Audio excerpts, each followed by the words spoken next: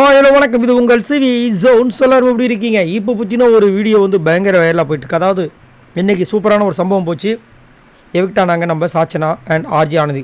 Sachana evict ஆகிறதுக்கு முன்னாடி 2 gift வந்துட்டு முத்துக்குமாரன் அண்டு நம்ம மஞ்சரி கொடுத்துருந்தாங்க. அதில் மஞ்சரிக்கு வந்து இந்த டால் பொம்மையை கொடுத்துருந்தாங்க. என்ன சொல்லி கொடுத்தாங்கன்னா, தயவு செஞ்சு மஞ்சரி தனியாக விடாதீங்க, அவங்க ரொம்ப நல்லவங்க, அவங்கள புரிஞ்சுக்க ட்ரை பண்ணுங்கள்.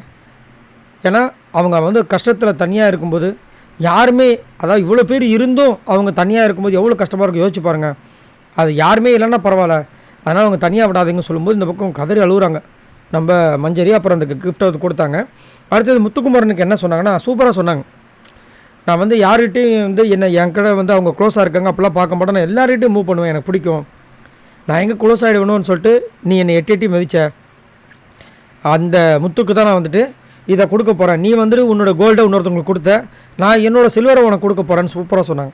ஏன்னா இவரோட கோல்டு எனக்கு தெரிஞ்சு ரியா கொடுத்துருப்பேன்னு நினைக்கிறேன். போகும்போது இங்கே வந்து இவங்க வந்து இவங்களுடைய சில்வரை நான் உனக்கு கொடுக்குறேன்னு கொடுத்துட்டு, இனிமேலும் நீ ஷட்டிலாக விளையாடாத, நல்லா வந்து அடித்து விளையாடு, உன்னோட ஆட்டத்தை பார்க்கறதுக்கு நான் வந்துட்டு ஆவலாக இருக்கேன் அப்படின்னு சொன்னோன்னே இவர் அப்படியே கட்டி பிடிச்சிட்டார்.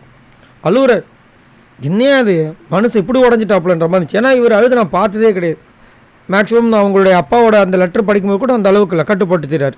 இதில் கண்ணீர் தார குட்டிக்கிறது. இவ்வளோ தான் முத்து. நிறைய பேருக்கு வந்து ஒரு இது சொல்லுவாங்க பாருங்கள், அவர் வந்துட்டு இது பண்ணுறாரு அது பண்ணுறாரு, எல்லாமே வந்து ட்ராமா நடிப்பு அப்படிலாம் சொல்லுவாங்க. அப்படிலாம் கிடையாது. இன்றைக்கி பாருங்கள், அவர் அழுதது பார்க்கும்போது கண்டிப்பாக நிறைய பேர் அழுதுருப்பீங்க. அவரை பார்த்து அழுக வராதவங்க கண்டிப்பாக வந்து அவங்களோட ஹேட்டராக இருப்பாங்க. ஆனால் பயங்கர எமோஷனலாக இருந்துச்சு. நிறைய பேர் வந்து கண்டிப்பாக வந்து எமோஷனல் ஆகிருப்பீங்க.